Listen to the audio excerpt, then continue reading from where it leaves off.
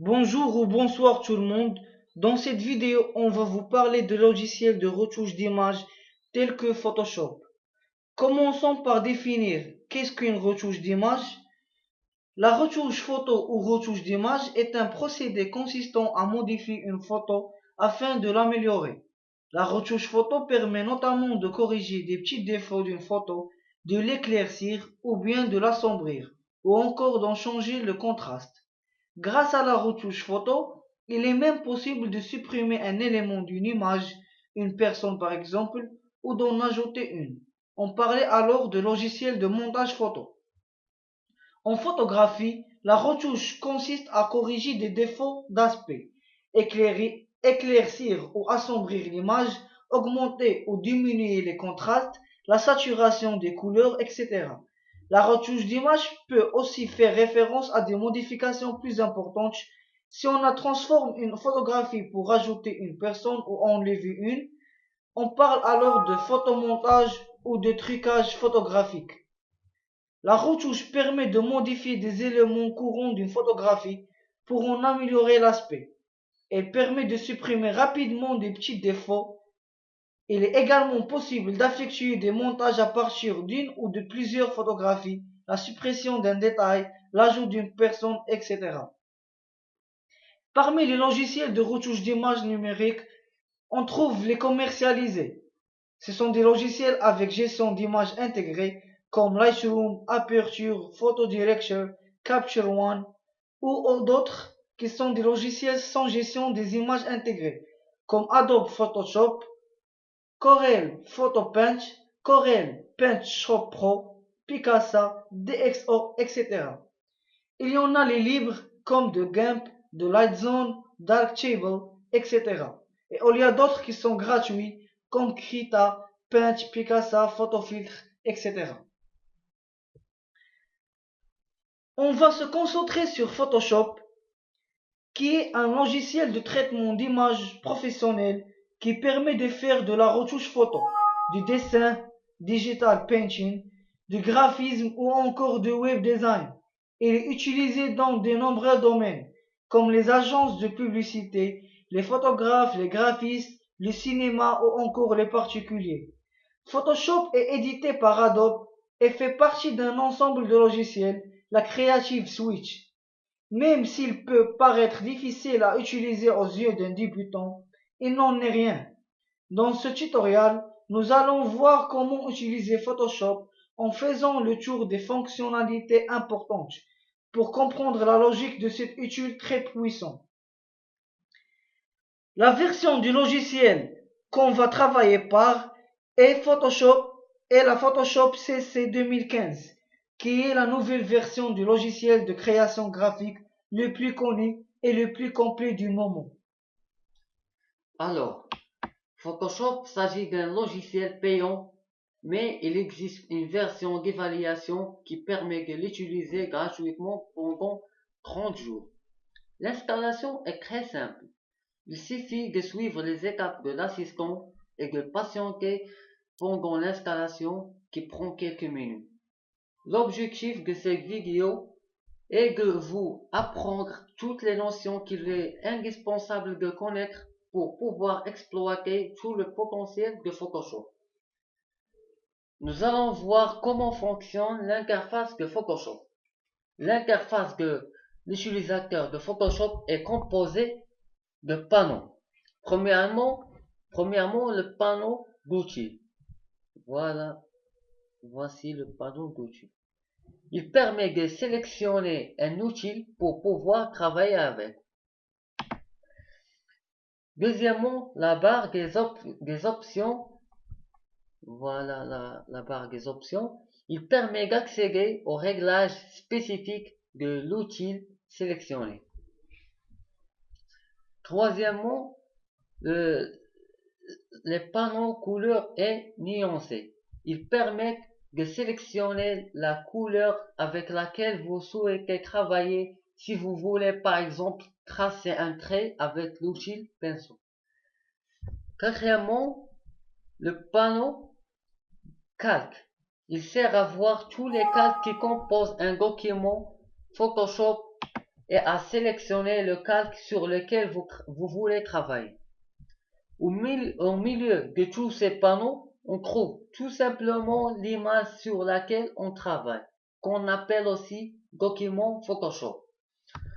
On a aussi le zoom, par exemple, on va faire le son.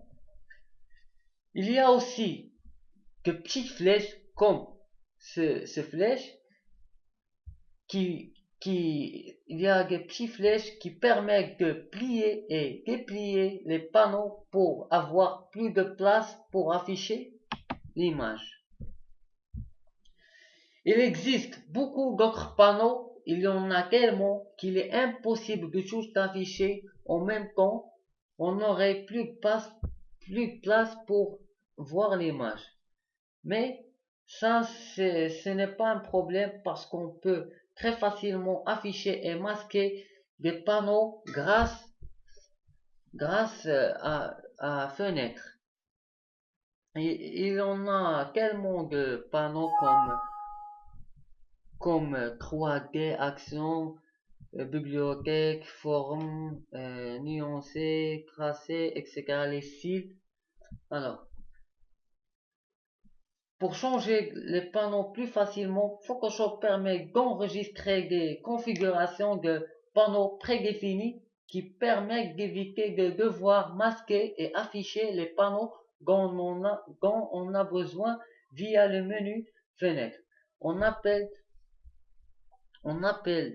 ça les espaces de travail. Et on peut changer l'espace de travail grâce à la liste déroulante en haut à droite de la fenêtre ou alors via le menu Fenêtre espace de travail. Après avoir vu les manipulations du plan de travail, on va voir maintenant comment passer une image en noir et blanc. Reprenons l'image ci-dessus. Nous allons la passer en noir et blanc. On appelle cela une désaturation car on réduit la saturation, ça veut dire les couleurs, à 0. Pour cela, il suffit d'aller dans Images, Réglages, Désaturation. On va faire un peu de plus compliqué maintenant. On va changer la couleur d'une image, ça veut dire la teinte, par le réglage teinte saturation, qui permet de changer la couleur d'une image et par exemple de remplacer une couleur par une autre. Cette fonction est très pratique quand on souhaite changer la couleur d'un logo ou d'une icône par exemple. Fermez l'image sans l'enregistrer et ouvre-la à nouveau.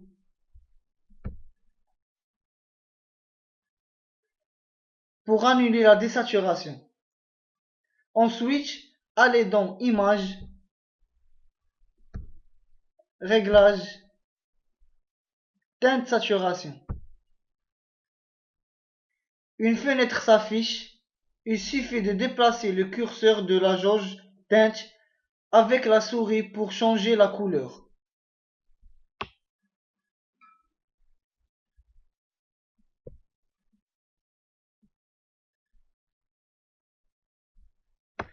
Quand on modifie la teinte, toutes les couleurs changent, et pas de la même manière.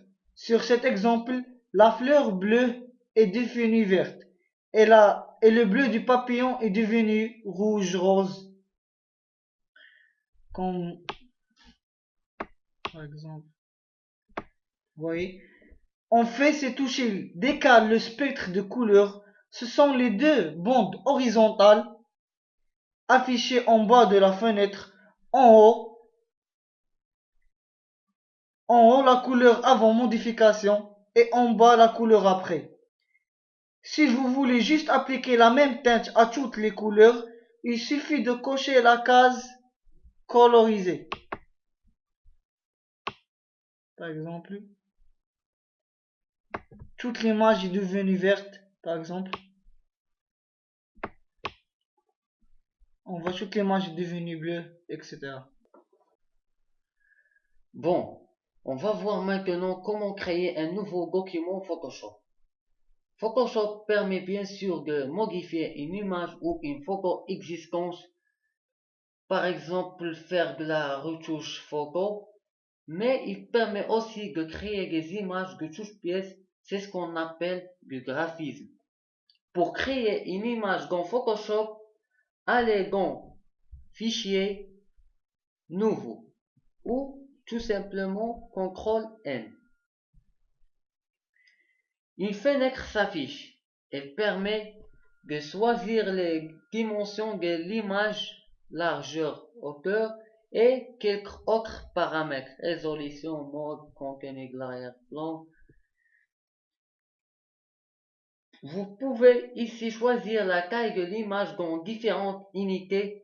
En général, on utilise pixels, qui est l'unité utilisée pour la retouche photo, la vidéo, le graphisme et le web design. Les autres unités comme le pouce ou le centimètre sont utilisées quand on travaille sur du print. Mais en général, on n'utilise pas Photoshop pour faire du print. On utilise plutôt Adobe Illustrator qui permet de faire du dessin vectoriel. Alors, le champ résolution. Le champ résolution n'a aucune influence avec l'unité pixel. Il ne sert que quand vous choisissez une unité print comme pouce ou centimètre. Plus la résolution est élevée, plus il y aura de pixels dans un centimètre carré d'image.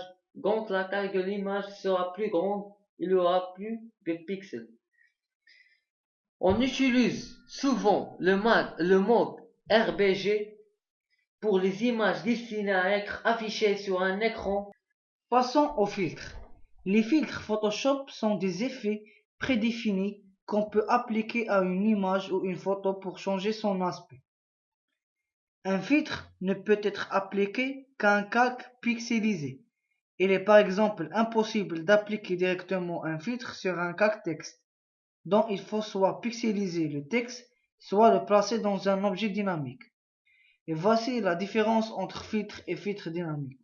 À l'origine, les filtres Photoshop étaient des effets destructifs, c'est-à-dire qu'une fois qu'on a appliqué un filtre à une image, on ne peut pas revenir en arrière et annuler son effet, ou le désactiver, ou encore modifier les réglages du filtre après l'avoir appliqué.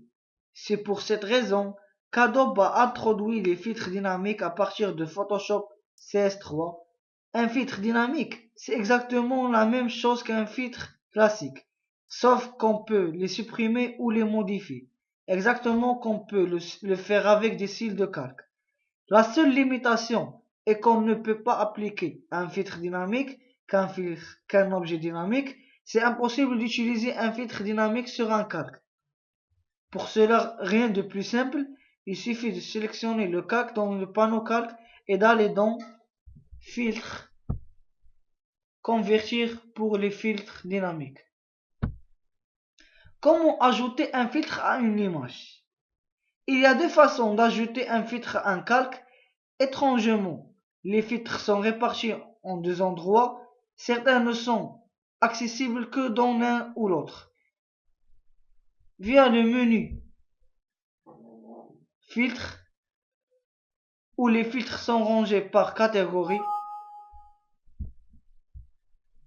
On a par exemple déformation, esthétique, flou, pixelation, rendu, renforcement, vidéo, etc.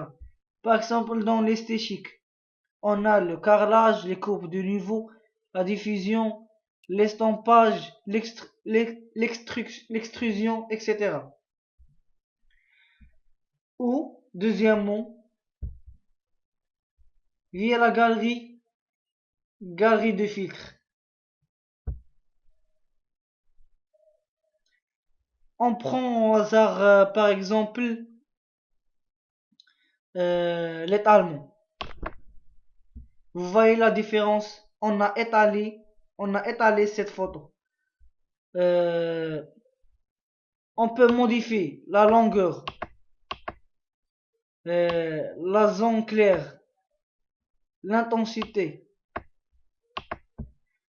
Il y a d'autres artistiques, comme par exemple crayon de couleur, grain photo, pinceau à sec, etc.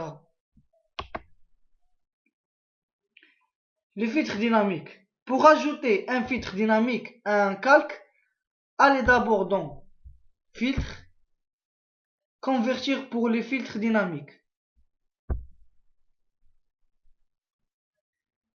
Parce que j'ai déjà converti en objet dynamique, on ne peut pas le refaire. Ensuite, appliquez simplement le filtre de votre choix en allant le chercher dans l'un des deux endroits cités plus haut, dans le même menu filtre ou dans la galerie des filtres. Une fois le filtre dynamique appliqué, vous le verrez apparaître dans le panneau calque sous forme d'une petite vignette appelée masque filtrant. Pour désactiver un filtre dynamique, on peut désactiver un filtre dynamique simplement en cliquant sur le petit T à gauche du nom du filtre dans le panneau calque, comme on le voit sur le screenshot ci-dessus. Et voilà. C'est fini pour les filtres. Dans Photoshop, lorsque vous ouvrez une image, on obtient une image sur laquelle on peut voir dans le panneau de calque un arrière-plan. Alors, l'arrière-plan constitue une base de pixels qui réalise une image. Lorsque ces pixels sont opposés les uns à côté des autres avec des couleurs différentes, ce qui donne une image. Donc, nous allons voir les différentes transformations. Commençons par définir les transformations. La transformation manuelle permet de manipuler la géométrie d'un calque, déplacement, rotation, redimensionnement, homothétie et même déformation. Les transformations permettent d'agir sur la géométrie d'un calque. Il ne s'agit pas réellement d'un outil à proprement parler, mais leur utilisation ressemble beaucoup à celle des outils. Commençons d'abord par la transformation manuelle. La transformation manuelle est la plus utile. Il permet d'effectuer des opérations très courantes comme par exemple déplacer un calque, bien qu'en général il vaut mieux d'utiliser l'outil déplacement pour ça, ou redimensionner un calque, on peut aussi modifier le ratio, ou encore tourner un calque, c'est-à-dire faire une rotation. Pour utiliser la transformation manuelle, rien de plus simple. Sélectionnez un calque dans le panneau calque et utilisez le raccourci, puis on peut cliquer édition, transformation, on sélectionne transformation manuelle ou CTRL plus T. Vous voyez alors apparaître une boîte de contrôle autour du calque. Cette boîte dispose de poignées et d'un point d'ancrage qui servent à effectuer toutes les opérations. Par exemple, voici l'échelle. Ce point, c'est l'échelle. Et le point au milieu, c'est le point d'ancrage et la rotation. On peut utiliser les touches Maj et ALT comme avec l'outil Plume ou l'outil Sélection pour conserver le ratio ou changer le point de pivot. Passons aux déformations géométriques. En plus de la transformation manuelle qui offre des fonctions basiques, il existe aussi d'autres transformations plus spécifiques auxquelles on accède via deux menus, soit avec édition, transformation, Il y a homothétie, rotation, inclinaison, torsion, perspective, déformation, rotation 140, 80 degrés, rotation horaire de 90 degrés, rotation anti-horaire, etc. Ou image, via image, rotation de l'image. Certaines transformations comme déformation ne fonctionnent que sur des calques vectorisés. Ils ne fonctionnent pas sur les calques texte, les calques de forme et les groupes. Il y a aussi des transformations spécifiques pour les tracés et pour les calques texte. Alors, voici des exemples. Bon, notre travail touche à sa fin. J'aimerais vous faire remarquer qu'on n'a pas pu partager toutes les informations concernant Photoshop. Ça reste un logiciel énorme et c'est toujours à vous de rechercher. J'espère que ce tutoriel était à la hauteur et au niveau de vos espérances et qu'il vous sera utile.